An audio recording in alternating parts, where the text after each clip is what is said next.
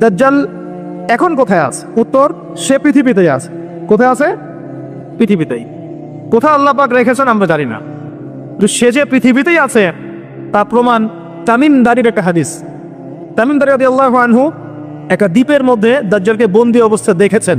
দেখে নবীর কাছে এসে বলেছেন যে আমি এটা দেখেছি। নবী সাল্লাল্লাহু আলাইহি ওয়াসাল্লাম বলেছেন, আমি তোমাদেরকে যে দাজ্জাল সম্পর্কে সতর্ক করেছিলাম এটাই সেটা, সে বের হবে অচিরেই। এবং সেদিন সে বলেছিল যে এই বাইসানের খেজুর বাগানে খেজুর থাকবে না, এখন সেখানে খেজুর নাই। সে বলেছিল তাবারিয়া হ্রদে যখন পানি থাকবে না তখন আমি বের হব, এখন তাবারিয়া হ্রদে পানি নাই, সময় ক্লোজ। সে কোথা থেকে বের হবে? উত্তর, তার বের হওয়া সম্পর্কে তিনটা বর্ণনা পাওয়া যায়। এক, সে ইস্পাহান থেকে বের হবে। ইস্পাহান হচ্ছে ইরানের একটা জায়গা। কোন জায়গা? ইরানের একটা জায়গা, এবং সেখানে ইস্পাহান নামে একটা জায়গা আছে। এমন হতেই পারে যে ইরান এই জায়গাটুকু অচিরেই বা ভবিষ্যতে ইসরায়েলের অন্তর্ভুক্ত হয়ে যেতেও পারে। কেন? 1974 সালে আরব ইসরায়েল যুদ্ধের সময় কি সিরিয়ার ওই যে আপনার গোলান মালভূমি, মিশরের সিনাই উপত্যকা, এগুলো কি ইসরায়েলের অন্তর্ভুক্ত ছিল? পড়াশোনা করেছেন কিছু? এগুলো ইসরায়েলের অন্তর্ভুক্ত ছিল না, এগুলো মিশরের এবং সিরিয়ার ছিল। মাত্র 6 দিনে সে এই আরবদেরকে পরাজিত করে ওই জায়গাগুলো দখল করে ফেলেছে। মাত্র 6 দিনে। কতদিনে? মাত্র 6 দিনও টিকতে পারে না এই মুসলিমরা তার সামনে। তো দেখুন, 6 দিনে এটা করতে পেরেছে 1974 সালেই, আর এখন তো 2022 চলছে। তো ইস্পাহানের ওই জায়গা যে ওর অন্তর্ভুক্ত হয়ে যাবে না, কে গ্যারান্টি দিবে? হতেও পারে। আর আপনারা ইরান ইসরায়েলের সম্পর্ক দাকুরাল দেখেন না? দাকুরাল সম্পর্ক কে জানে? আচ্ছা, আরেকটা বর্ণনা এসেছে সে বের হবে খোরাসান থেকে। খোরাসান মূলত এই জায়গাটুকুর মধ্যেই পড়ে যায়। আরেকটা হাদিসের মধ্যে আছে শাম এবং ইরাক, ইরাক এবং শাম। শাম মানে যে প্যালেস্টাইন, লেবানন, জর্ডান, এই পুরো জায়গাটার নাম শাম। এই অংশটুকুর মধ্য থেকে, এর মাঝখানে একটা রাস্তা থেকে দাজ্জাল মানুষের রূপে আত্মপ্রকাশ করে। তো দেখুন, সে পৃথিবীতে আসবে, 40 দিন শাসন করবে। এই 3টা জায়গার কথা এসেছে, এই 3টা জায়গার মধ্য থেকে সে বের হবে। কিভাবে হবে আল্লাহ ভালো জানেন। এবং সেটা হবে মানুষের রূপে। কার রূপে? মানুষের রূপে। সে কি হবে? সে একজন ইহুদি যুবক হবে। কি হবে? সে কোনো খ্রিস্টান হবে না, বুদ্ধিস্ট হবে না, মুসলিম হবে না, সে অন্য কোনো রিলিজন ফলো করবে না। সে একজন ইহুদি যুবক হবে, যার চুলগুলো হবে কার্লি, মানে কোকরান। কি হবে? চুলগুলো কোকরান। তার ফিজিক্যাল স্ট্রাকচার খুব শক্ত হবে, মানে স্ট্রংলি বিল্ড, খুব শক্তিশালী। এখন নবীজি বলছেন সে কাদেরকে নিয়ে বিশ্ব শাসন করবে? উত্তর, সে জিউসদেরকে নিয়ে বিশ্ব শাসন করবে। কাদেরকে নিয়ে? জিউস কারা? জিউস মানে শুধু ইহুদিরা নয়, এটা একটা ভুল ধারণা। ইহুদিদের মধ্যে এমন অনেক অর্থোডক্স ইহুদি আছে যারা প্যালেস্টাইনিদের অধিকারের পক্ষে কথা বলে, এমনও কিছু ইহুদি আছে। তাই সব ইহুদিকে আপনি খারাপ বলতে পারবেন না, কথা বুঝতে পারছেন? কিন্তু তাদের মধ্যে একটা দল আছে যাদেরকে আমরা বলি জায়োনিস্ট। তারা পশ্চিমাদের সাথে অ্যালায়েন্স করে সারা বিশ্বটাকে শাসন করছে আর কি। এই জায়োনিস্টরাই ইনশাআল্লাহ তাআলা, এটা আমার কনসেপ্ট, আমার গবেষণা, এরাই মসিহুদ দাজ্জালকে ফলো করবে ইনশাআল্লাহ, এবং তাদেরকে নিয়ে সে পুরো ওয়ার্ল্ডটাকে শাসন করবে। আর আপনি কনক্লুশন পেলেন কি? দাজ্জালের চেয়ে বড় কোনো ফিতনা নাই। সে মানুষের রূপে এখনো বের হয় নাই, কিন্তু পৃথিবীতে আছে, বের হবে। কোন কোন জায়গা থেকে তাও বলে দিলাম। পৃথিবীতে এসে সে কি করবে? এই ম্যাসাকার করবে, এবং সে তার অনুসারীদেরকে জান্নাত দিবে, যারা ফলো করবে না ওদেরকে ধ্বংস করে ফেলবে। এবং সে কাদেরকে নিয়ে শাসন করবে এটাও আপনাকে দেখিয়ে দিলাম। এখন আসেন, সে যাদেরকে নিয়ে ওয়ার্ল্ডটাকে শাসন করবে তাদের দিকে একটু তাকিয়ে দেখি। আজকে থেকে 100 বছর আগে এই জায়নিস্ট বা জায়নিজমের সাথে যারা জড়িত, ইহুদিদের কি কোনো থাকার জায়গা ছিল? তারা কি প্যালেস্টাইনে ছিল? তাদের কি পরনে পোশাক ছিল? তারা কি সেখান থেকে প্যালেস্টাইনিদেরকে বহিষ্কার করতে পেরেছিল? 100 বছর না, আমি আপনাকে 2000 বছরের কথা বলছি। কত বছর? 2000 বছর পর্যন্ত তারা সেখানে প্রবেশ করতে পারে নাই। আর রাসূল সাল্লাল্লাহু আলাইহি ওয়াসাল্লামের জামানা, তারপর আবু বকর সিদ্দিক, তারপর ওমর, তারপর উসমান, তারপর আলী রাদিয়াল্লাহু আনহুম, তারপর উমাইয়াদের প্রায় 90 বছর, আব্বাসীয়দের 500 বছর, ফাতেমিদের খেলাফত, কর্ডোভার ইসলামী খেলাফত, মামলুকদের শাসন, সালাউদ্দিন আইয়ুবী রাহিমাহুল্লাহর সময়, এই মুঘলদের সময়, ওসমানীয়দের সময়, কোনো সময় তারা প্যালেস্টাইনে ঢুকতে পারে নাই। 1914-এ যখন ফার্স্ট ওয়ার্ল্ড ওয়ার হয়েছে, তারপর ব্রিটেন সেখান থেকে চলে গিয়ে ওদেরকে জায়গা করে দিয়েছে। ওইখান থেকে 100 বছর হয়ে গেল তারা সেখানে আরবদের নাকের ডগায় বসে পুরো আরবদেরকে না, পুরো বিশ্বকে শাসন করছে। দাজ্জালকে আপনি দেখেননি, তার অনুসারীদেরকে আপনি দেখেন। তাদের অবস্থা এখন কি? জি বলছি, যাদের থাকার জায়গা ছিল না, খাবার ছিল না, পানি ছিল না, কোনো সার্বভৌমত্ব ছিল না, কোনো রাষ্ট্র ছিল না, তারা এখন পুরো বিশ্বে শক্তিশালী। শুধু তাই নয়, যারা মিলিটারি অ্যাফেয়ার্স সম্পর্কে জানেন, যারা পলিটিক্স করেন, যারা আপনার অর্থনীতি বোঝেন, তারা আমার কথা বুঝবেন, অন্যরা হয়তো বুঝবে না। তারা সেখান থেকে সারা ওয়ার্ল্ডের ব্যাংকিং সিস্টেমগুলো নিয়ন্ত্রণ করে ফেলেছে। আপনি ওদের বাইরে যেতেই পারবেন না। এবং তারা ওদের ব্যাংকিং সিস্টেম দিয়ে সারা ওয়ার্ল্ডকে সুদখোর বানিয়েছে। সুদ ছাড়া কোনো লোন তারা দিবে না। একটা IMF এর লোনের জন্য কত চড়াই উতরাই পার করতে হয় আপনি জানেন না? ইকোনমিক্স পড়েন তাহলে বুঝবেন। এমনি এমনি দিবে না, সুদ ছাড়া তো দিবেই না। আর সুদটা আমাদের শোধ করতে হবে না, শোধ করতে হবে। তো এদের সিস্টেমটাই সুদভিত্তিক ইকোনমিক সিস্টেম। ফাইন্যান্সে যান, ফাইন্যান্স, পুরো ওয়ার্ল্ডের যে ফাইন্যান্সগুলো আছে এগুলো ওদের হাতে। মিডিয়াতে যান, সারা ওয়ার্ল্ডের বড় বড় মিডিয়াগুলো ওদের হাতে। আপনি পলিটিক্যাল দর্শনগুলোতে যান, পুরো ওয়ার্ল্ডে যে পলিটিক্যাল সিস্টেমগুলো চলছে এগুলো লঞ্চ ওরাই করেছে। খেলাফা নাই, ওই যে খলিফা খিলাফা এটা বাদ, এখন ওদের দর্শনগুলো চলছে। তারপরে কি? অস্ত্র শস্ত্রের দিকে যান, অস্ত্র শস্ত্র, সারা বিশ্বের যত মারণাস্ত্র, নিউক্লিয়ার ওয়েপেন্স এবং থার্মো নিউক্লিয়ার ওয়েপেন্স সবকিছু এখন ওদের কাছে। কয়টা মুসলিম কান্ট্রির কাছে নিউক্লিয়ার ওয়েপেন্স আছে বলেন?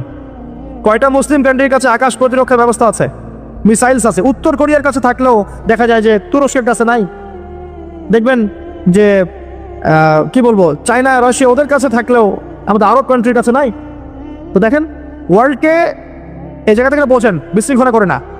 দাজ্জালকে যদি বিশ্ব শাসন করতে হয়, আপনাকে যদি বিশ্ব শাসন করতে হয়, আমাকে যদি বিশ্ব শাসন করতে হয়, তাহলে আমাকে বিশ্বের মিডিয়া, প্রযুক্তি, ফাইন্যান্স, ইকোনমিক্স, পলিটিক্স নিয়ন্ত্রণ করতে হবে কি হবে না?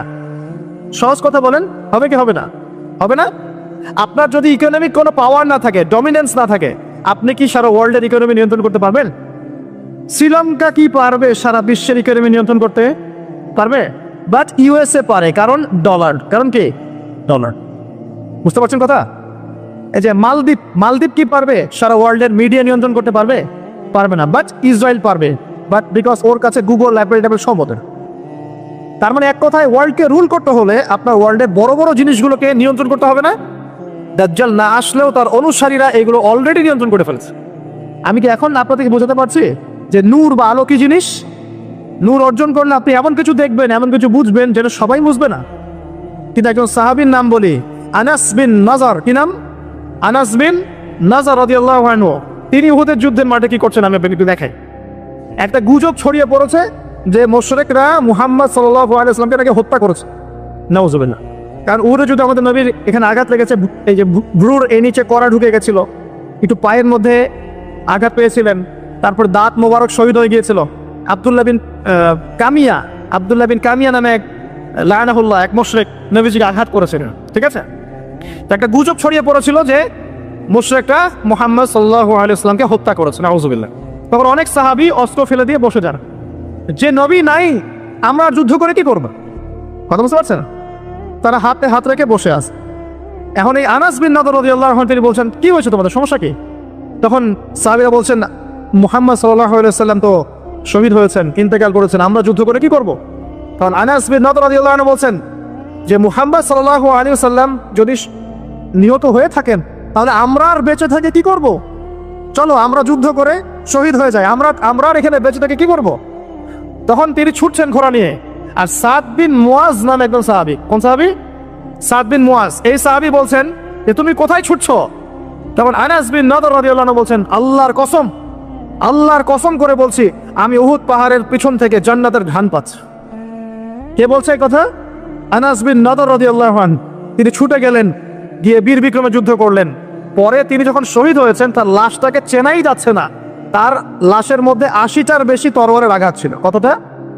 পরে হাতের নখ, তার বোন যুদ্ধ শেষে হাতের নখ দেখে তাকে শনাক্ত করেছেন, ইনি আনাস বিন নাদর রাদিয়াল্লাহু আনহু। সবাই সবকিছু দেখবে না, সবাই সবকিছু শুনবে না। আল্লাহ পাক যাদেরকে নূর দিবেন আল্লাহর পক্ষ থেকে, তারা অনেক কিছুই দেখবে যেটা অন্যরা বুঝতে পারবে না। এখন আমি দেখালাম, সে সশরীরে এখনো বের হয় নাই, তাতে কি হয়েছে? তার অনুসারীরা কিন্তু সারা ওয়ার্ল্ডে এখন শক্তিশালী হয়ে গেছে, এবং এটা বিশ্বে প্রথমবারই হয়েছে। এর আগে কখনো হয়নি এমনটা। বরং বিশ্বে শতাব্দীর পর শতাব্দী ইহুদি খ্রিস্টানদের মধ্যে কোনো বন্ধুত্ব ছিল না, বরং এরা একে অপরের শত্রুই ছিল। 1800 শতাব্দীতে এসে 1897-এর দিকে এসে এরা এই মুভমেন্ট ফর্ম করে বিশ্বে এগিয়ে গেছে। তো ওরা যখন এত শক্তিশালী হয়েছে, আমরা এই সময় কি করছিলাম ভাই? আমরা ওই সময় আমাদের অটোম্যান খেলাফত হারিয়ে বেড়েছিলাম, প্রত্যেকটা মুসলিম কান্ট্রির মধ্যে ফাসাদ লাগিয়ে দেওয়া হয়েছিল, আমাদের আধ্যাত্মিকত্ব কমে গেছে, নামাজ ছেড়ে দিয়েছে অনেকেই, কোরআন থেকে দূরে সরে আসছি, সুন্নাহ থেকে দূরে সরে আসছি। হ্যাঁ, ইখতিলাফি মাসআলাগুলো কিনা আমরা আপোষে তর্কে লিপ্ত আছি, পলিটিক্যালি এবং ধর্মতাত্ত্বিকভাবে আমরা একে অপরের সাথে লড়াই করছি। আমরা আমাদের অরিজিনাল এনিমিদেরকে ফাইন্ড আউট করতে এখনো পারি নাই। আমরা আমাদের জীবনের লক্ষ্যটাই অনেকে বুঝতে পারি নাই, কি কারণে আমরা পৃথিবীতে এসেছি। তো শুধু হালুয়া রুটি আর শ্যামাই খেলে কি হবে? ওয়ার্ল্ড অ্যাফেয়ার্সটা বুঝতে হবে, কোরআন সুন্নাহ দিয়ে আমাকে ডিল করতে হবে। এখন প্রশ্ন হচ্ছে, এই বিষয়টা কি চিরস্থায়ী হবে? উত্তর না।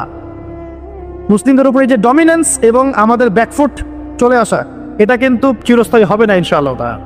ইনশাআল্লাহ তাআলা অচিরে আল্লাহ রাব্বুল আলামিন মুসলিমদের এই দুরবস্থাগুলো কাটিয়ে ফেলবেন ইনশাআল্লাহ।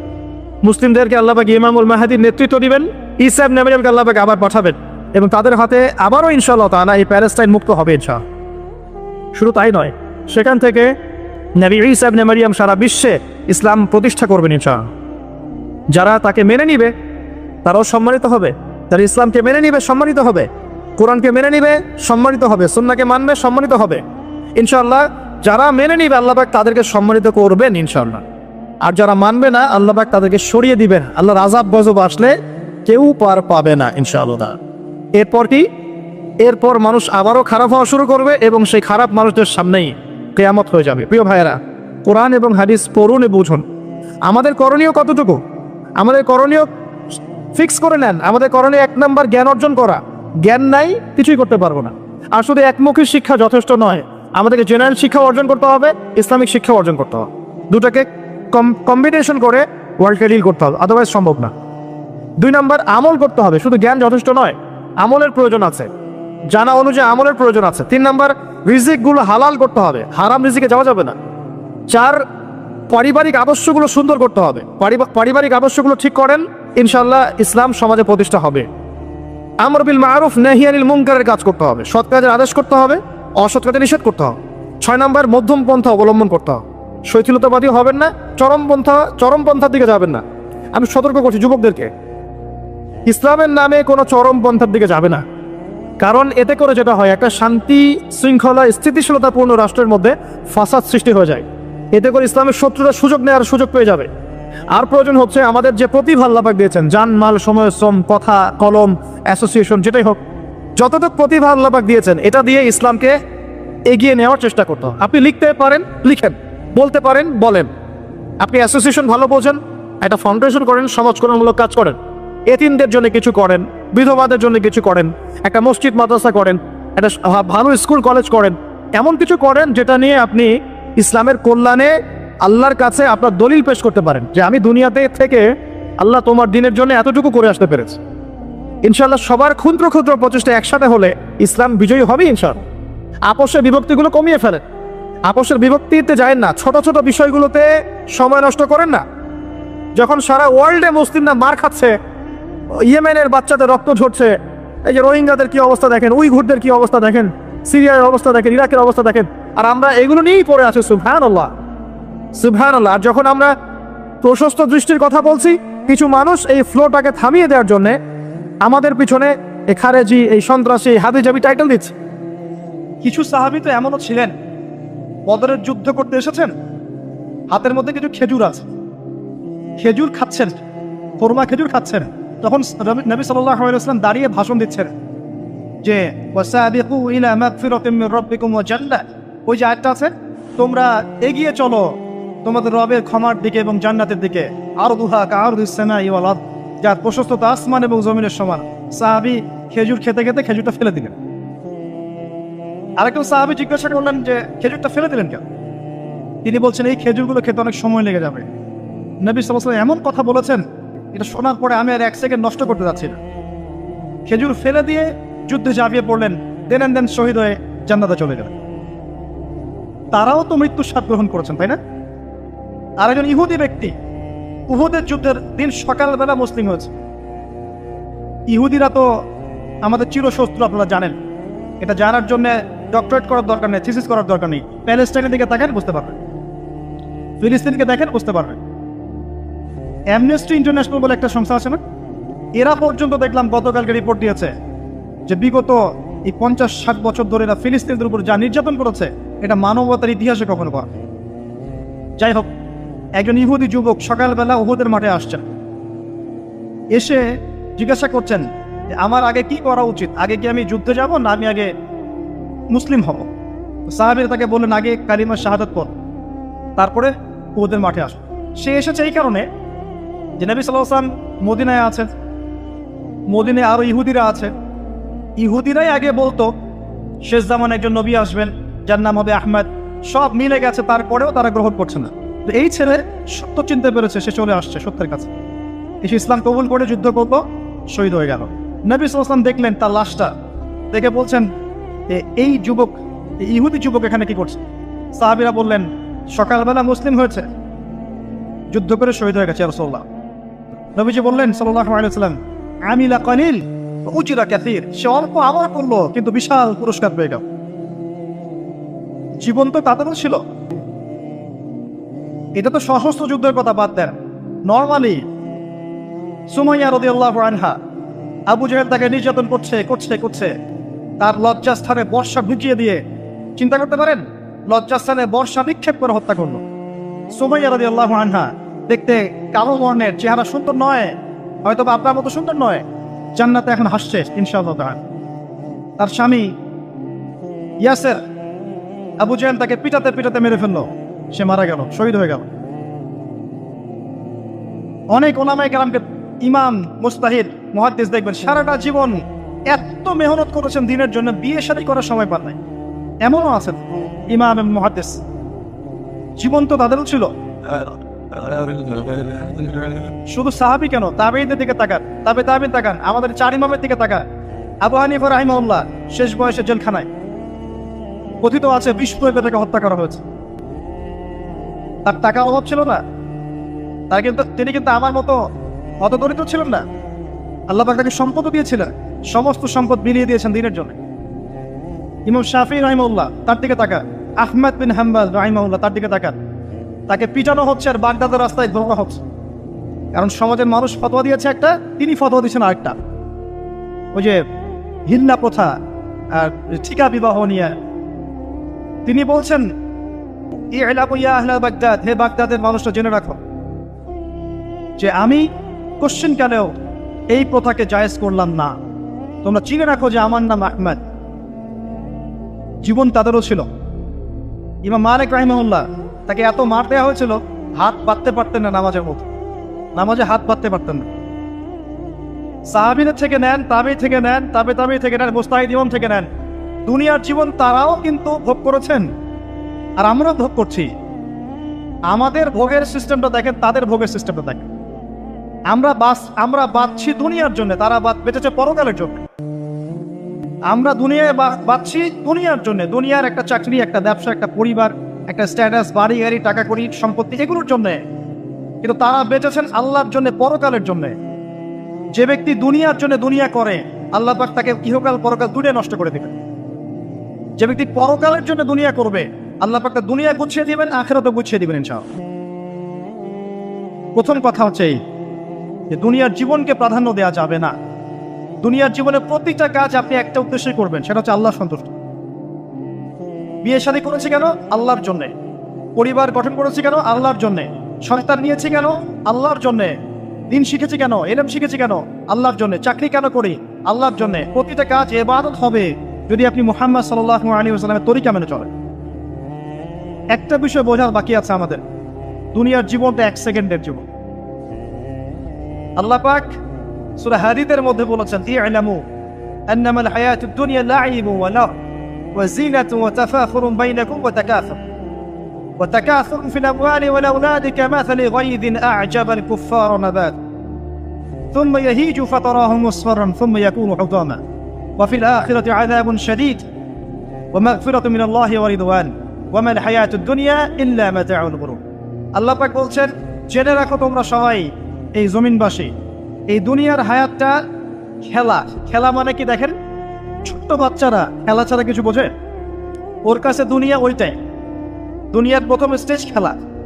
বললাহ একটু বড় হবে, যখন কিশোর হবে, ওর কাছে ঠাট্টা হাসি তামাশা, ডোন্ট কেয়ার, দুনিয়াতে কোনো কিছু নেই, খাওয়া দাওয়া ফুর্তি করো, লাকি। আর একটু বড় হবে ওয়াজিনাতুন তাফাখুরুন বাইনাকুম ওয়া তাকাসুর, একটু বড় হবে তখন বাড়ি গাড়ি স্ট্যাটাস সৌন্দর্য চাকচিক্য প্রতিযোগিতা তাফাখুরুম বাইনাকুম ওয়া তাকাসুর, এভাবে দুনিয়ার জীবন যাচ্ছে। এই এক্সাম্পলটা আল্লাহ পাক দিয়েছেন এমনভাবে যে একটা ভূমি ছিল অনুর্বর, বৃষ্টি হলো, সেখানে সবুজ শ্যামল ফসল ফলত, এক পর্যায়ে ফসলটা আস্তে আস্তে হলুদ বর্ণ ধারণ করলো এবং সেটাকে কেটে ফেলা হলো, তারপর শুধু খড়কুটা বাকি থাকলো। এই হলো দুনিয়ার জীবনের এক্সাম্পল। এরপর পরকালে বাকি আছে দুইটা জিনিস, হয় ক্ষমা, রিদওয়ান মাগফিরাত ক্ষমা, অথবা আযাবুন শাদীদ। আমাদেরকে মাথায় ইনস্টল করতে হবে, দুনিয়াতে আমরা কেউ থাকতে আসি নাই। প্রথম কথা, এখানে আমরা এসেছি বড়জোর 60, 70, 100 বছরের হায়াত নিয়ে, যার মধ্যে মোটামুটি ভাবে 30, 40, 50 বছর চলে গেছে, কারো 20 বছর 25 বছর চলে গেছে, বুঝতে না বুঝতেই চলে গেছে, মানে ভালো মন্দ বোঝার আগেই শেষ। যদি তার বয়স হয় 60 বছর, তাহলে এখন বাকি আছে 30 বছর। এই ব্যক্তি যদি ঠান্ডা মাথায় রাতের বেলা চিন্তা করে, এই 30 বছর যে আমার চলে গেছে, আমার অ্যাপ্রক্সিমেটলি 30 বছর বাকি আছে। বাকি আছে বুঝলাম, যা চলে গেছে, এই চলে যাওয়া 30 বছরে আমি 10 বার জেনা করেছি, 20 বার মদ খেয়েছি, ঠিক আছে, মানুষের সম্পদ আত্মসাৎ করে খেয়েছি, পরকিয়া করেছি, চুরি করেছি, ডাকাতি করেছি, মিথ্যা বলেছি, নামাজ পড়ি নাই, রোজা রাখি নাই। আমরা প্রত্যেকে যদি আমলনামা ঘাটি আজকে রাত্রে, এরকম একটা লিস্ট আমরা তৈরি করতে পারব। আজকে রাত্রে বাসায় ফিরে গিয়ে প্রত্যেকে যদি একটা আমলনামা ঘাটতে চাই, চোখ বন্ধ করে চিন্তা করি যে এই 30 বছর আমি কি কি করেছি, দেখবেন আপনি জেনার পাপ পাবেন, মাদকের পাপ পাবেন, অন্যের সম্পদ আত্মসাতের পাপ পাবেন, নামাজ না পড়ার পাপ পাবেন, রোজা রাখেন নাই, যাকাত দেন নাই, কোনো কোনো ক্ষেত্রে মিথ্যা বলেছেন, প্রতারণা করেছেন, মানুষের সম্পদ লুটে পুটে খেয়েছেন, অনেক কিছু করেছেন। কিন্তু আমাদের চলাফেরা দেখলে মনে হয় যে আমরা কোনো পাপ করিনি। এই জায়গায় ঠান্ডা মাথা চিন্তা করে আপনি দেখবেন পাপ দুই রকম। কয় রকম? দুই রকম। আপনি দেখবেন আল্লাহর সাথে জড়িত কিছু পাপ পাবেন, নামাজ পড়েন নাই, রোজা রাখেন নাই, মিথ্যা বলেছেন, ইত্যাদি ইত্যাদি। কিছু পাপ পাবেন আল্লাহর সাথে জড়িত, কিছু পাবেন মানুষের সাথে জড়িত। আল্লাহর সাথে জড়িত পাপগুলো ক্ষমা নেওয়া খুব সহজ। ওযু করে এসে 2 রাকাত নামাজ পড়ে চোখের জল ফেলে দিয়ে, চোখের পানি ফেলে দিয়ে আল্লাহর কাছে হাত তুলে খালি যদি বলে আল্লাহুম্মা আনতা রব্বি, বলেন আল্লাহুম্মা আনতা রব্বি লা ইলাহা ইল্লা আনতা খলাকতানি আনা আবদুক ওয়া আনা আলা আহদিক ওয়া ওয়া'দিকা মাসতাতা'তু আউযু বিকা মিন শাররি মা সানা'তু আবুউ লাকা বিনি'মাতিকা আলাইয়া ওয়া আবুউ বিযানবি ফাগফিরলি ফাইন্নাহু লা ইয়াগফিরু যুনুবা ইল্লা আনতা। এটা না পারেন, অ্যাটলিস্ট আস্তাগফিরুল্লাহাল্লাযী লা ইলাহা ইল্লা হুয়াল হাইয়ুল কাইয়ুম 3 বার চোখের পানি ফেলে দেন, আল্লাহর কাছে ওয়াদা করেন আল্লাহ যা করেছি ছেড়ে দিব, আগামী যতদিন বেঁচে থাকবো কোরআন এবং সুন্নাহর বাইরে এক চুল যাব না ইনশাআল্লাহ। এবং আগামী দিনগুলোতে আল্লাহ পাক তোমার আদেশ যখন যেভাবে আসবে আমি পালন করবো ইনশাআল্লাহ। যদি আল্লাহ পাক মনের মধ্যে খুলুসিয়াত দেখেন যে তাওবাতান নাসুহা করছে, মন থেকে তওবা করছে, আল্লাহ পাক আপনার সমস্ত গুনাহগুলোকে নেকিতে কনভার্ট করতে পারে। আল্লাহ পাক শুধু গুনাহ মাফ করবেন তা নয়, আল্লাহ পাক গুনাহগুলোকে নেকি দিয়ে পরিবর্তন করতে পারে। আমি দলিল দিচ্ছি, ইল্লা মান তাবা, সূরা ফুরকান পড়ে দেখেন, তারা ব্যতীত যারা তওবা করলো, ওয়া আমানা ওয়া আমিলা আমালান সালিহা, এবং যারা ঈমান এনেছে এবং সৎ আমল করলো, উলাইকা ইউবাদদিলুল্লাহু সাইয়্যাতিহিম হাসানাত, আল্লাহ পাক এই সব মানুষের গুনাহগুলোকে নেকি দিয়ে পরিবর্তন করে দিবেন ইনশাআল্লাহ। আমাদের নবী মুহাম্মদ সাল্লাল্লাহু আলাইহি ওয়াসাল্লাম দিনে 70 বার, কোন বর্ণনা এসেছে 100 বার তওবা করতেন। 100 বার পড়তেন আস্তাগফিরুল্লাহ ওয়া আতুবু ইলাইহি, আস্তাগফিরুল্লাহ ওয়া আতুবু ইলাইহি। যার আগের কোনো পাপ নাই, পিছনের কোনো পাপ নাই, দিনে 100 বার তওবা করতেন। আমরা একটা রাত এভাবে চিন্তা করেছি যে আমার পাপ কি কি। আজকে রাত্রে গিয়ে চিন্তা করেন, দেখবেন আপনি একটা পাপে পরিপূর্ণ একটা আমলনামা পাবেন। এবার আপনি চিন্তা করেন যে আপনি যদি আগামী 30 বছর বাঁচেন বা 40 বছর বাঁচেন, এই সময়টাকে আপনি কিভাবে মূল্যায়ন করতে চান। প্রথম একটা মূলনীতি বলেছে, দুনিয়ার জীবনকে প্রাধান্য দেয়া যাবে না। ওয়ামা হাদিহিল হায়াতুদ দুনিয়া ইল্লা মাতাউল গুরুর, সম্পূর্ণ মরীচিকা। মরীচিকা দেখেছেন? দুনিয়ার জীবন যে কি জিনিস, যারা আল্লাহর পথে পরীক্ষার সম্মুখীন হয়েছে ওরা জানে। মানে কিচ্ছু না, মানে মুহূর্তে আল্লাহ পাক ইহকাল পরকালের ফয়সালা করে ফেলবে। আমরাও বুঝবো, এটা আমরা বুঝবো না এমন নয়। ইয়াং ছেলে রাস্তায় যাচ্ছে, বাইক নিয়ে খুব দাবরানি দিচ্ছে, আছে না, হঠাৎ অ্যাক্সিডেন্ট, ডেড, স্পট ডেড। এটা দুনিয়ার জীবন তার। সারা জীবন দুনিয়ার পিছনে ছুটেছে, শেষ বয়সে হতাশ, কিছুই পেলাম না। পাবে না, কারণ আল্লাহর পথে না চললে শেষ বয়সে কেউ কিছু পাবেন না। যন্ত্রণা, হতাশা, গ্লানি ছাড়া তখন দেখবেন আত্মহত্যা করে শেষ। ডেট। একটা কথা বলছিলাম যে আপনি চলার পথে কোরআন সুন্নাহর প্রতিকূলে আমল, আকীদা, মানহাজ, মুআমালাত এগুলো দেখলে কি করবেন? কোরআন সুন্নাহকে অগ্রাধিকার দিবেন নাকি চলমান বিষয়কে অগ্রাধিকার দিবেন? ইবাদত করতে এসে দেখছেন আমলের নামে বেদাত চলছে, কি করবেন? বেদাতীদের সাথে আপোষ করবেন না কোরআন সুন্নাহয় ফিরে আসবেন? আপনি তাওহীদের ক্ষেত্রে দেখছেন মানুষ ইসলামের নামে শিরক করছে, এখন আপনি কি সংখ্যাগরিষ্ঠ মানুষকে অগ্রাধিকার দিবেন না কোরআন সুন্নাহর কাছে আসবেন? অর্থনৈতিক জীবনে গিয়ে দেখছেন মানুষ বেশিরভাগই হারাম রিজিক খাচ্ছে, এখন আমি যদি বলি যে দুনিয়ার জীবনে টিকে থাকতে হলে আমাকে এগুলোতে গায়ে আপোষ করে চলতেই হচ্ছে, তাহলে কিন্তু কোশ্চিন কালেও কোরআন সুন্নাহকে প্রাধান্য দেওয়া হলো না। তখন আপনি কি করবেন? পরিবার চালাতে গিয়ে দেখছেন যে পরিবারের বেশিরভাগ লোক আপনার কথা শোনেন। আপনি কোরআন এবং সুন্নাহকে দিয়ে পরিবার চালাতে চান, তারা পশ্চিমা সংস্কৃতি দিয়ে পরিবার চালাতে চায়, হিন্দি সিরিয়াল দিয়ে, গান বাজনা, ডুগি তবলা এগুলো দিয়ে। বেনামাজি, নামাজ রোজার খবর নাই, তালিম নাই, ইসলামিক নৈতিকতা নাই, কিচ্ছু নাই, জীবনের কোনো উদ্দেশ্যই নাই। এরকম পরিবার নিয়ে আপনি চলছেন করবেন, কাকে প্রাধান্য দিবেন? খুব ডিফিকাল্ট প্রশ্নগুলো কিন্তু, এবং এগুলো প্র্যাকটিক্যাল, এগুলো হচ্ছে। এখন চাকরি খুঁজতে গেছেন, আপনি দেখছেন যে ঘুষ না দিলে চাকরি পাচ্ছেন না, কি করবেন আপনি? তা পড়াশোনা করতে গেছেন, ছেলে মেয়ের ফ্রি মিক্সিং জেনা ছাড়া পড়াশোনাই করতে পারছেন না, কি করবেন তখন? ইউনিভার্সিটিতে গেছেন, ইউনিভার্সিটির পরিবেশগুলো দেখছেন ইসলাম কোথায় আর ইউনিভার্সিটি কোথায়, কি করবেন আপনি তখন? প্রত্যেকটা জায়গায় আপনাকে সিদ্ধান্ত নিতে হবে যে আমি প্রতিটা জায়গায় কোরআন এবং সুন্নাহর সাথে আপোষ করব নাকি চলমান এই জাহিলিয়াতের সাথে আপোষ করব, কোনটা করব? বিশ্বাস করেন, যখন আপনি মনের মধ্যে এই চেতনা লালন করতে পারবেন এবং আল্লাহ আপনাকে হেদায়েত দিবেন যে হ্যাঁ কোরআন সুন্নাহই সমস্ত সমস্যার সমাধান, এবং এর মধ্যে আল্লাহ পাক প্রতিটা বিষয়ের সলিউশন নাজিল করেছেন, আপনি মেনে নেবেন, চলবেন, তখন আপনি বাধা পাবেন, প্রচুর বাধা পাবেন। প্রথম বাধা পাবেন আপনার পরিবার থেকে, এরপরে বাধা পাবেন আপনার সমাজ থেকে, বাধা পাবেন ধর্ম নেতাদের থেকেও, পরবর্তীতে বাধা পাবেন ফেরাউন নমরুদদের থেকে। কি করবেন? ডিসিশনগুলো খুব ইম্পর্টেন্ট, কারণ মনে রাখবেন কবরে 3টা প্রশ্ন হবে। মান রব্বুক, সেই উত্তর দিতে পারবে যে পৃথিবীতে আল্লাহর সাথে শিরক করে নাই। সিম্পল, যে তাওহীদের উপর ছিল, শিরক করেনি, উত্তর দিতে পারবে ইনশাআল্লাহ রব্বি আল্লাহ। পৃথিবীতে যে আল্লাহর সাথে শিরক করেছে সে কোশ্চিন কার উত্তর দিতে পারবে না। শিরক করে মারা গেছে, তওবা করে নাই, উত্তর দিতে পারবে না ইনশাআল্লাহ। মা দীনুক, পৃথিবীতে যে দিন ইসলামকে চূড়ান্ত সত্য রূপে মেনে নেয়নি, পরিপূর্ণ দিন পালন করার চেষ্টা করে নাই, কোশ্চিন কালেও মা দীনুক উত্তর দিতে পারবে না। ইসলামকে ঠাট্টা বিদ্রুপের ছলে হাসি তামাশা গ্রহণ করেছে, সে কখনো উত্তর দিতে পারবে না। মান নবিয়ুক, পৃথিবীতে যে ব্যক্তি নবী সাল্লাল্লাহু আলাইহি ওয়াসাল্লামের সুন্নাহ মেনে চলেনি, জীবনে চলার পথে নবীর সুন্নাহকে পরোয়া করে নাই, অন্যের আদর্শ গ্রহণ করেছে, সে কোশ্চিন কালেও মান নবিয়ুক উত্তর দিতে পারবে না। কারা পারবে তাহলে? 1 নম্বর তাওহীদ পন্থীরা পারবে, 2 নম্বর যারা পরিপূর্ণরূপে ইসলাম পালন করেছে এরা পারবে, 3 নম্বর যারা মুহাম্মদ সাল্লাল্লাহু আলাইহি ওয়াসাল্লামের সুন্নাহর উপর টিকে ছিল এরা পারবে। ওয়া মা খালাকতুল জিন্না ওয়াল ইনসা ইল্লা লিয়াবুদুন, শুধুমাত্র ইবাদত করার জন্যই আল্লাহ পাক জিন এবং মানুষ জাতিকে সৃষ্টি করেছেন।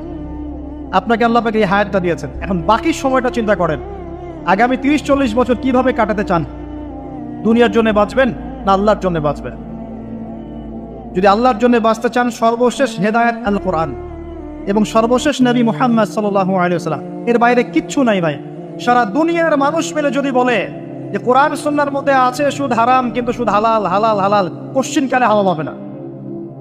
সারা দুনিয়ার মানুষ একটা মাঠে যদি এসে বলে সুদ হালাল, সুদ ভালো, কোশ্চিন কালে হালাল হয়ে যাবে, হারামই থেকে যাবে। সারা দুনিয়ার মানুষ যদি বলে পর্দা করার দরকার নাই, এটা সেকেলে সেকেলে সেকেলে, এটা সেকেলে হয়ে যাবে না, এটা ফরজ থেকে যাবে। কিচ্ছু নাই কোরআন সুন্নাহর বাইরে, কিচ্ছু নাই। যা আছে দেখছেন বোগাস, যার কোনো ভিত্তি নাই, মানুষের মন গড়া প্রবৃত্তির অনুসরণ। এখন আপনি যখন কোরআন এবং সুন্নাহর কাছে আসতে চাইবেন, তখন কিন্তু আপনি চতুর্দিক থেকে বাধা পাবেন। এই পথ চলাটা এত সহজ হবে না। হ্যাঁ, কাদের জন্য সহজ হবে? যারা প্রোটেস্ট্যান্ট মুসলিম হবে। কি মুসলিম? প্রোটেস্ট্যান্ট মুসলিম। এটা কেমন?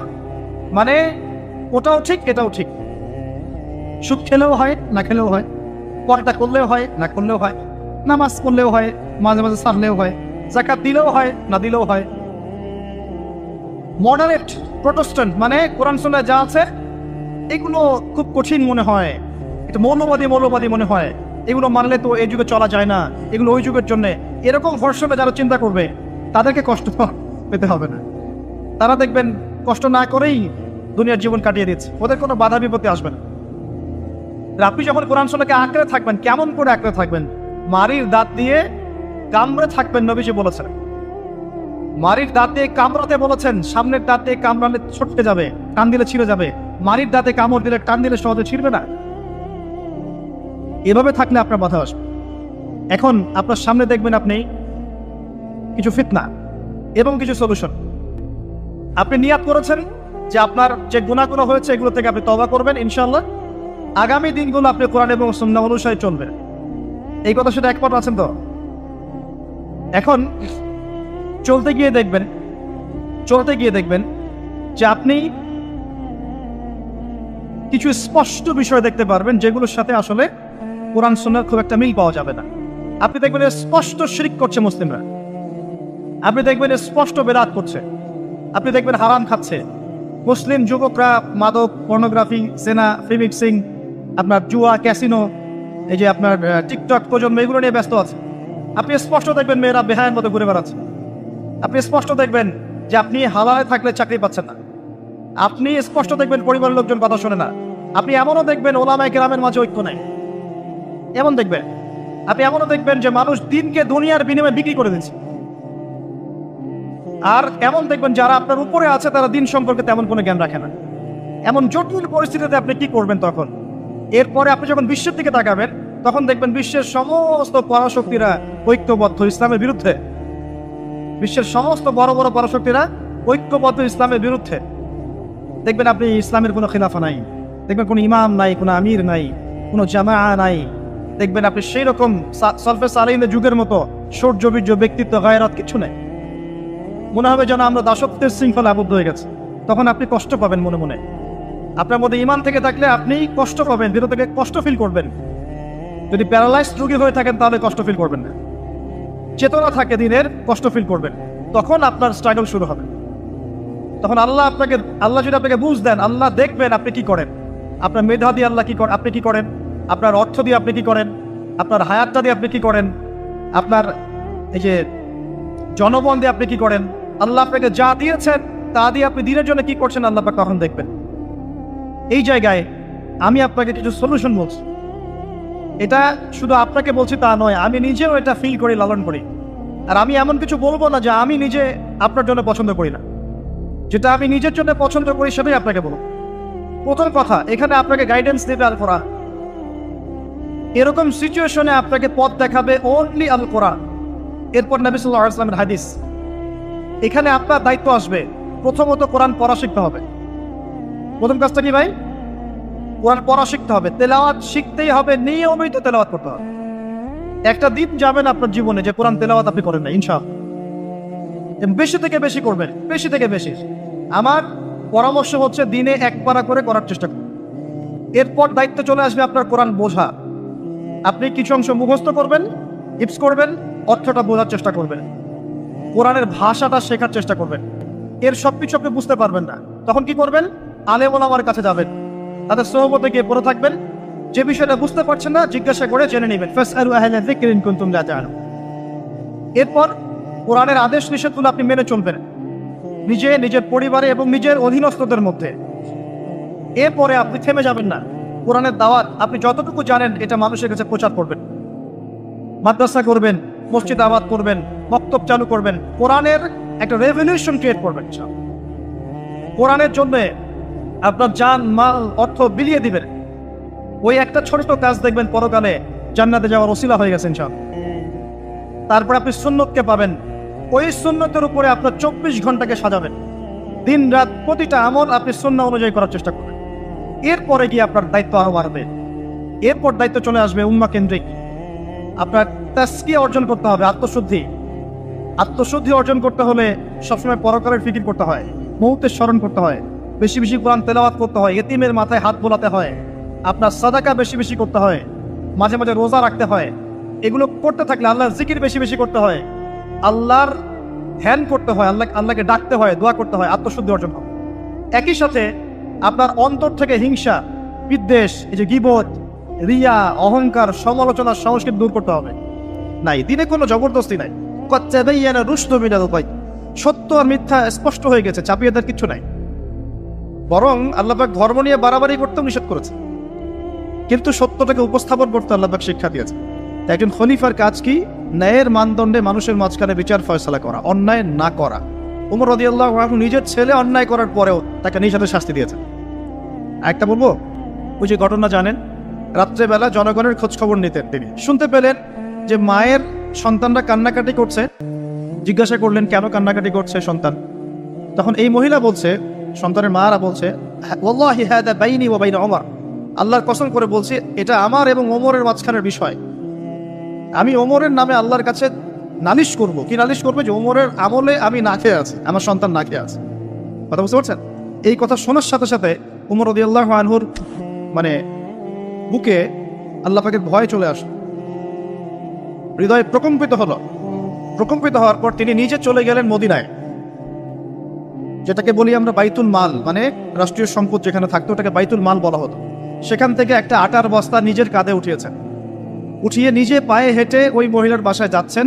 তার পাশে থাকা একজন সাহাবী, তিনি বলছেন, তার নাম আসলাম রাদিয়াল্লাহু আনহু, তিনি বলছেন যে ইয়া আমিরুল মুমিনিন, হে আমিরুল মুমিনিন, আমাকে দিন, আনা আহমিলুক, আমি এটাকে বহন করে নিয়ে যাই। আপনি চলেন, সাথে সমস্যা নেই, আমি বহন করে নিয়ে যাই অ্যাটলিস্ট।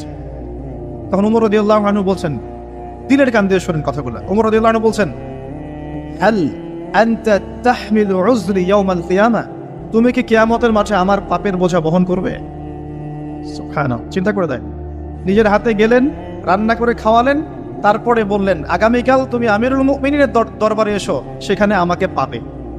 এই হলো ওমর রাদিয়াল্লাহু আনহুর খেলাফত। একদিন তিনি তার যে উট, এটাকে পরিষ্কার করছেন। আলী রাদিয়াল্লাহু আনহু দেখে বলছেন, আমিরুল মুমিনিন, আপনি পরবর্তী জেনারেশনের জন্য অনেক কঠিন আদর্শ রেখে যাচ্ছেন। আপনি এত কাজ করছেন, তারপরে নিজের কাজও নিজে করছেন। তখন ওমর রাদিয়াল্লাহু আনহু বলছেন, ওয়ালা তালুমুনি ইয়া আবুল হাসান, হে আবুল হাসান, আমাকে এভাবে বিব্রত করো না। কারণ আমি ভয় করি যে আমি যে অর্ধবিশ্ব শাসন করছি, তারপরে আমি ভয় করি যে আমার এই শাসনের আন্ডারে যদি একটা রাখালও না খেয়ে মারা যায়, আমি ভয় করি আল্লাহ এই জন্য আমাকে জবাবদিহি করাবে। আরেকটা বলে শেষ করে দিই, আমর ইবনে আস রাদিয়াল্লাহু আনহু, তিনি একজন গভর্নর, কোথাকার? মিশরের।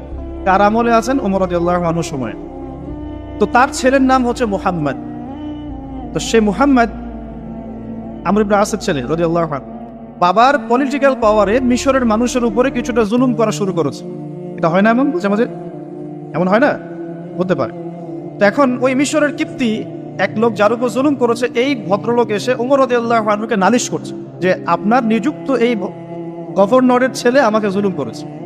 এবার ওমর রাদিয়াল্লাহু আনহু চিঠি লিখে পাঠালেন যে বাবা এবং ছেলে দুজনকে মদিনায় নিয়ে আসো। দুজনকে মদিনায় নিয়ে আসা হলো। আনার পরে ওই কিপ্তিকে ডাকা হচ্ছে, আইনার কিপ্তি কোথায়? কিপ্তি আসলো, এসে বলছে, এই যে আমি আমিরুল মুমিনিন। নিজের হাতের লাঠিটা এই কিপ্তির হাতে দিয়ে আমিরুল মুমিনিন বলছেন, ইদরিব ইবনুল আকরামিন, এখন সবার সামনে তুমি এই সম্মানিত ছেলেকে পিটাও। চিন্তা করে দেখেন, মসজিদ নববীর মধ্যে অনেক সাহাবী আছেন, তাদের সামনে আমর ইবনে আস রাদিয়াল্লাহু আনহু আছেন, তার ছেলেকে তার সামনে পিটাতে বলা হচ্ছে। কে বলছেন? ওমর রাদিয়াল্লাহু আনহু।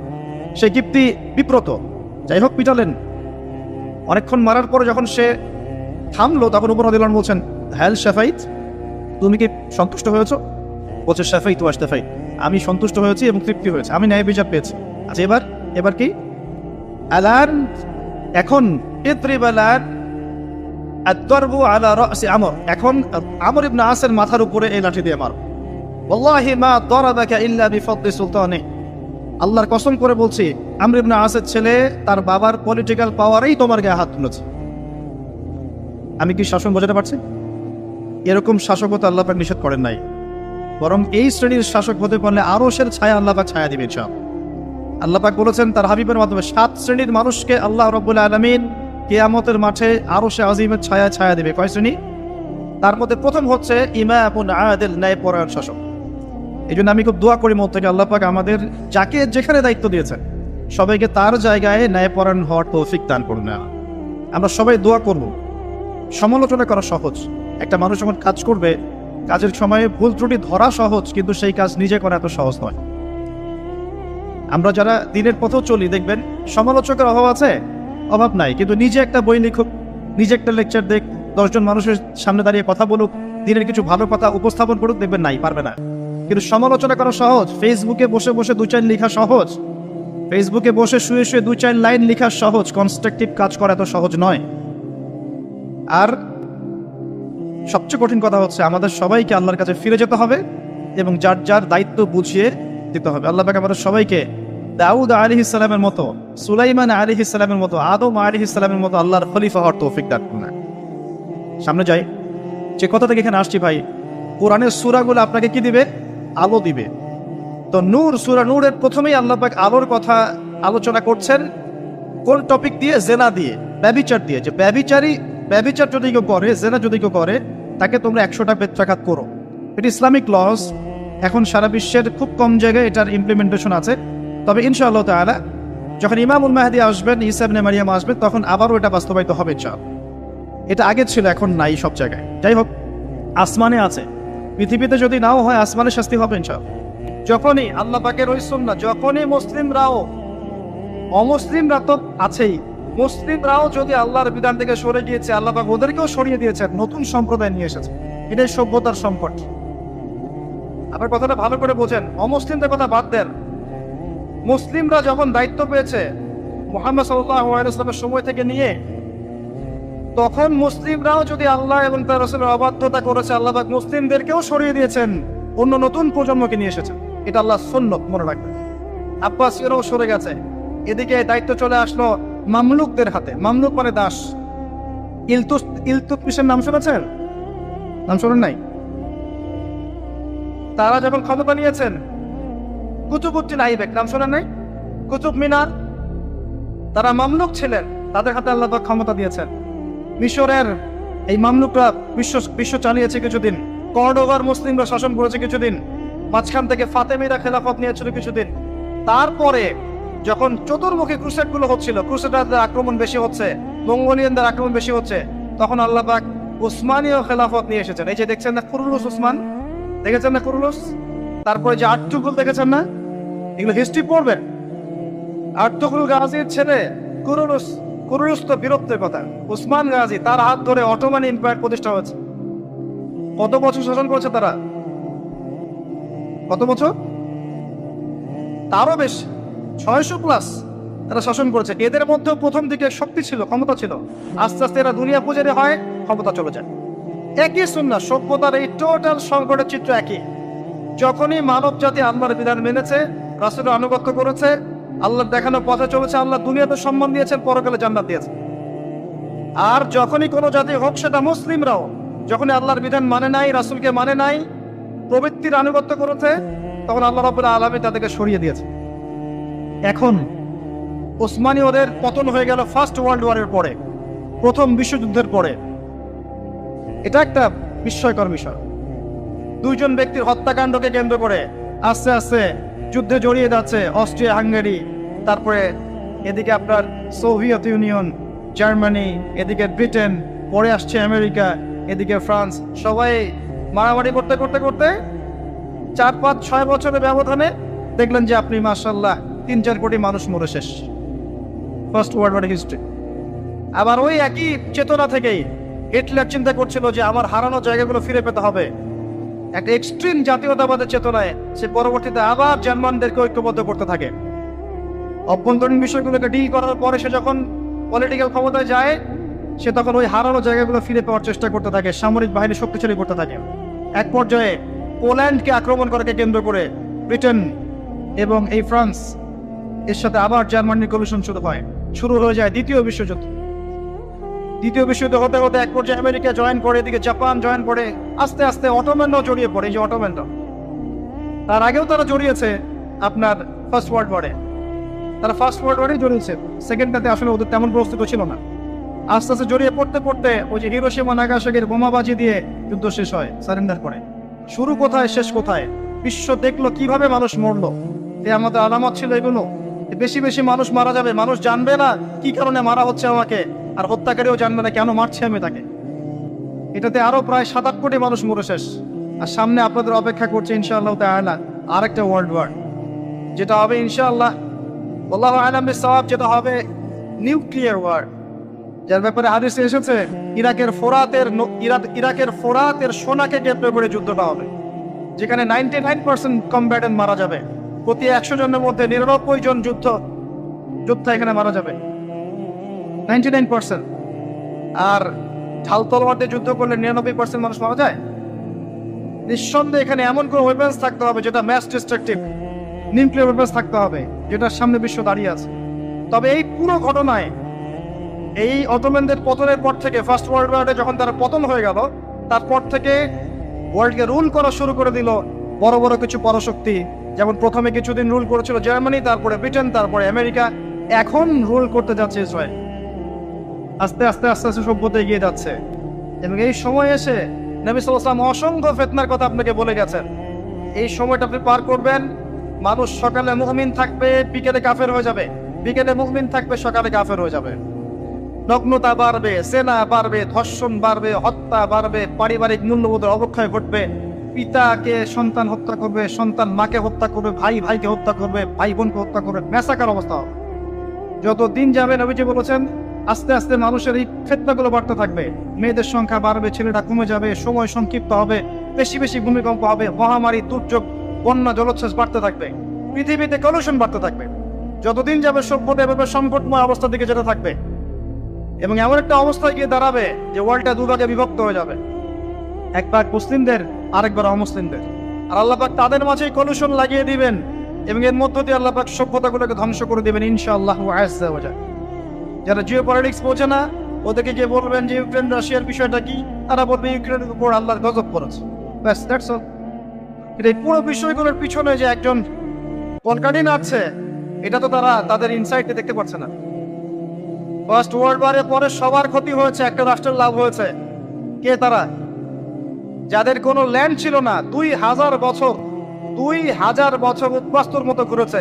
প্রথম বিশ্বযুদ্ধের পরে এই ওয়ার্ল্ডের সিম্পেথি নিয়ে জেরুজালেম দখল করে ফেলেছে। আমাদের বাদেরকে, বোনদেরকে নির্বিচারে হত্যা করেছে, ধর্ষণ করেছে, ভাইদেরকে বের করে দিয়েছে, আমাদের জমি তারা দখল করে নিয়েছে।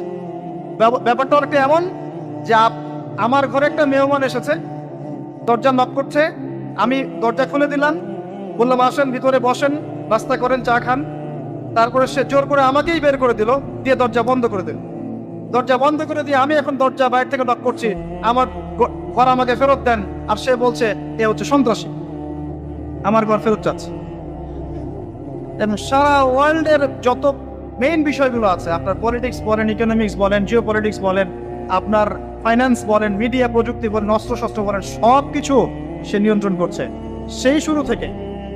তারপর সেকেন্ড ওয়ার্ল্ড ওয়ারের পরে সে আরো শক্তিশালী হয়েছে। প্রথমে ব্রিটেনের হাত ধরে, পরে আমেরিকার হাত ধরে। এখন সে তার সর্বোচ্চ শক্তিটা প্রয়োগ করবে ইনশাআল্লাহ দেখে নিয়ে, এবং আস্তে আস্তে সে আরো এত শক্তিশালী একটা জায়গা আসবে যে তাকে ডমিনেট করা আর কারো পক্ষে পসিবল হবে, এটা হবে। এবং এরাই তারা যারা মাসিহুদ দাজ্জালকে ফলো করবে, এবং দাজ্জাল সারা বিশ্ব শাসন করবে, কেউ তাকে ঠেকাতে পারবে না। আরে বিগত 70 বছরে যখন তারা এই কাজগুলো করেছে, তখন আমরা কি করছিলাম? আমরা ওই যে একে অপরের ভুল ধরছিলাম, আমরা একে অপরের বিরুদ্ধে নিচ্ছিলাম, একে অপরকে আমরা আন্ডারস্টিমেট করছিলাম, আমরা হালুয়া খাচ্ছিলাম, কিছু কিছু সময় জিলাপি খরমা খাচ্ছিলাম।